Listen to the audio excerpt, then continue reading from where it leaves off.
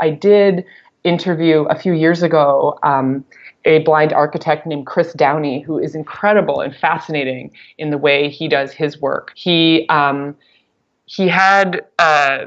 pretty standard, I don't know if it was 2020, but he had pretty good vision until 2008 when he had brain surgery, which left him completely blind. And he had been an architect for 20 years at that point. And essentially decided, you know what, these skills still apply.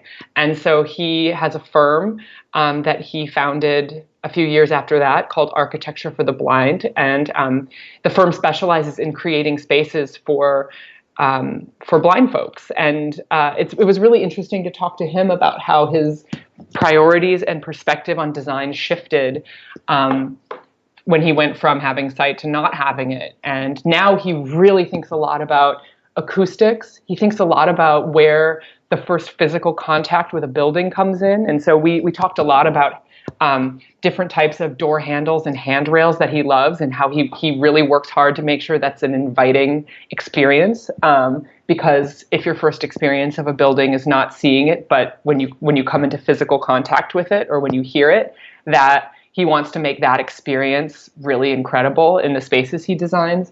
And there are things about the way he works that have changed. I think, as opposed to doing more traditional blueprints, he uses these wax sticks and sort of constructs, a tiny model of what he is going for, and then works with, a larger team that build that out into a blueprint that maybe the builders then follow. But he has really done a remarkable job of recognizing that he has this unique skill set now that is also one that many designers, whether they are blind or not, would do well to adopt. Think about how incredible it would be if all spaces were designed with the sort of audio and tactile experience just as important as the visual experience of entering the space. I'm someone who is not blind, and I think that sounds like an incredible world that I want to live in. And so meeting him really changed my perspective about what it means to be a designer, and what that can mean in terms of the senses. So yeah, he's great. I encourage anyone to check out Architecture for the Blind and Chris Downey's work.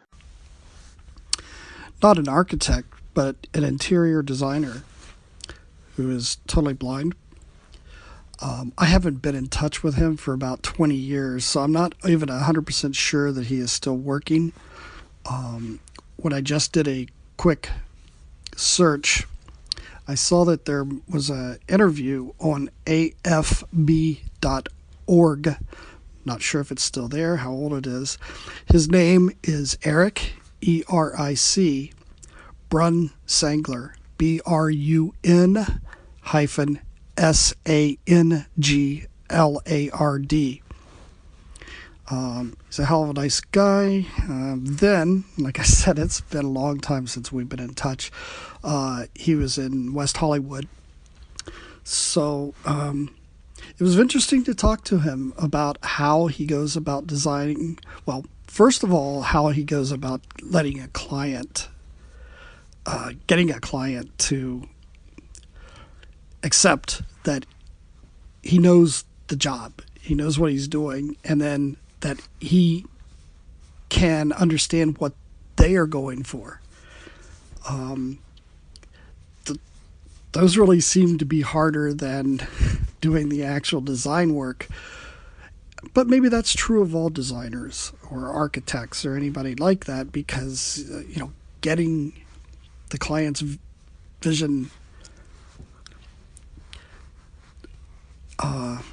interpreting it so that the client knows you have what they want, or along the same lines, has got to be the same as whether you're blind or not. But I guess much more difficult if you are blind, getting the client to, to accept that you can do it. Anyway, thought people might be interested in checking him out. I think blind people can do whatever they want to do, whatever they set their hearts to. They just need the chance to show what they can do. They need to have talent in what it is they want to do, but they also need people that are willing to give them a shot and people that truly believe in them. I believe that blind people can be a singer if they really want to. I believe that they can dance if they really wanted to. I definitely think they can be architects. If that's what they want to do, if that's their dream, then go for it. I want to be a singer. I think what it comes down to is you have to have the talent, but you also have to have people that are willing to believe in you and invest and nurture your talents as well. Because the work has to come from you, but it also has to come from people that believe in you as well.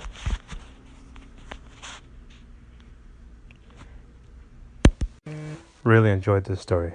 Just made me think that, even after being sighted after so many years and you're having a talent or a skill and losing your sight, you can still apply your skills to something else that can help, other people, the blind community in architecture, building buildings and whatnot, adapted his skills and used them to the purpose of helping the blind. I think this is really cool.